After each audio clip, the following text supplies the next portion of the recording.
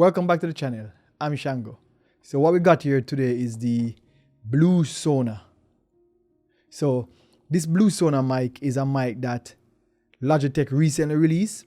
Well, Logitech for creatives recently released this mic, and a lot of creatives online are talking about it, especially creatives that deals with mics and talk about streaming and stuff like that. I am one of those creatives. So I picked up this mic to one, test it against the SM7B, and two, to use it in my podcast setup to see what it sounds like. I want to know the sound profile of this mic. It's a very new mic, and we are going to unbox it right now and take a look at it.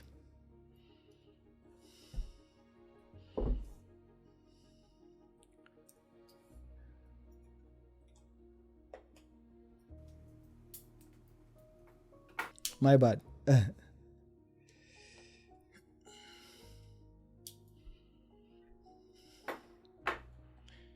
Yeah. Whoa. It's kind of small comparing to the SM7B. This is the Logitech Blue Sona. It's kind of smallish.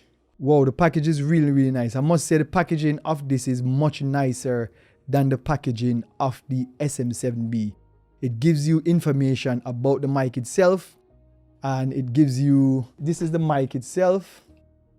It's not as heavy as the SM7B, actually, a matter of fact, it is quite light. Whoa, so this is the mic itself. Then I think this is an additional windscreen, which is in red. MKHB would love this black and red setup. And this is the 3/8 thread. So you put this in the mic if you have a mic stand or any of these stuff that needs this kind of thread. But let's take a look at the mic itself. But the box it looks good. I like the packaging itself. So this is the mic. It's quite light and it's quite small. Comparing it to the SM7B, it's quite small. Build quality feels good though.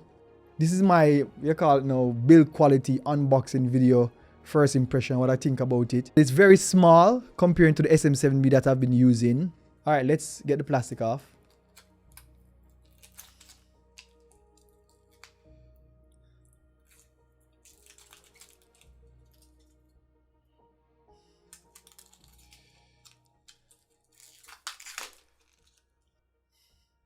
Yes, so now that the plastic is off, not completely. All right, so this is one of the features that I really appreciate with the Logitech Blue Sona. This is magnetic.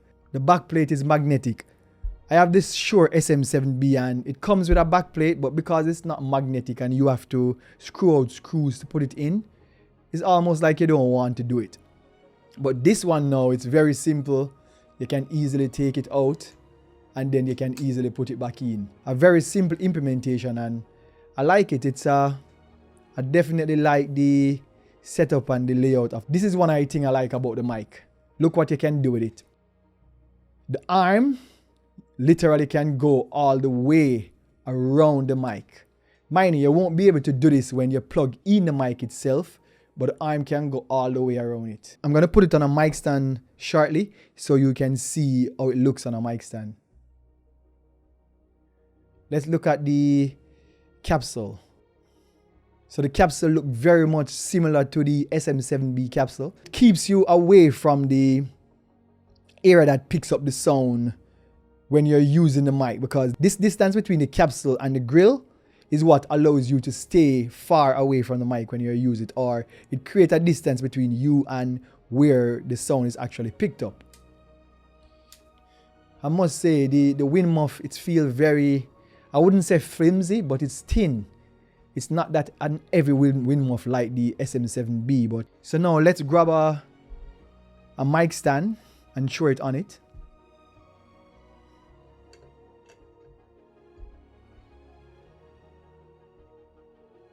So So this is how the mic looks on a mic stand. I really prefer the thread that comes with the SM7B because it's a much more low profile thread.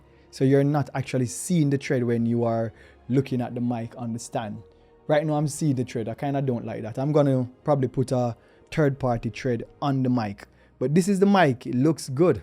As I said, you can simply turn it like that and it's very sturdy. The arm is very sturdy. Once you lock it in, it gives you more tension that you can use to put the mic however you want to put the mic. I really am going to test the sound profile, but I'm going to be doing that in the next video. This video is mostly the unboxing and the first look. I really need to actually test this mic and give like a first impression of the mic and how it sounds when it's streaming, how it sounds when you're doing calls like over FaceTime and stuff like that, how it sounds without processing and all that. And I'll also be doing a live stream that showcase both mics, and I'll be switching from one to the other so that you can hear the difference in the sound profile.